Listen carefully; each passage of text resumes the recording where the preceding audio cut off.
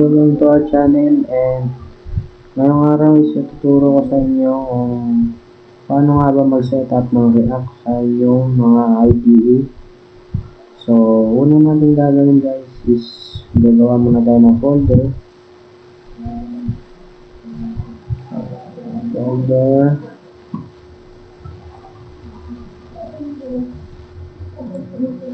So, ayan guys, nakagawa na ako ng folder. So, ang sunod natin gagawin is i-open natin siya sa IDE natin. So, ang gamit ko nga palang IDE guys is Visual Studio Code. So, open lang natin yung Visual Studio Code. So, next natin gagawin guys is open natin terminal. So, nandito yun. Terminal. So, ayan. Next natin gagawin guys is lalagay natin itong command na to. npm create git latest. So, ayan guys, no? So, sunod natin gagawin is lalagay lang natin yung project name. So, sa atin, React App Tutorial. Yan, all. Next natin gagawin guys is pipiliin lang natin yung React.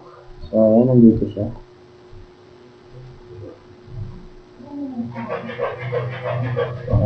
And next natin gagawin guys is yung pipiliin natin yung JavaScript. Ito, JavaScript lang. Yan. So, okay guys. Next natin itong mga command na to. And kakopy lang natin yan. And then, npm install guys. And guys, no? Dito na tayo ulit sa ating IDE. So, natapos na natin ma-install yung package. So, next natin gagawin guys. So, ay kung makikita nyo guys, may parang error dyan. Warning.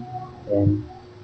Para ma-fix yan guys, ganito lang gagawin natin. Open nyo to. React App Tutorial. Kung ano man yung pangalan ng folder nyo. And punta kayo sa package.json. Dito guys, lalagyan nyo to ng comma. Tapos, i-paste nyo to. Ilalagay ko to guys sa description. So, ayan guys. And next natin guys, i-save natin. I-delete natin pala yung package lock.json. So, ayan, tapos run ulit natin yung npm install guys.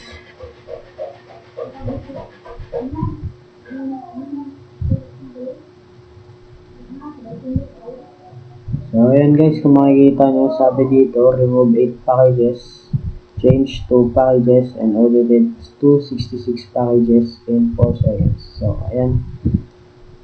Ayan guys, so, clear na yan, wala nang warnings.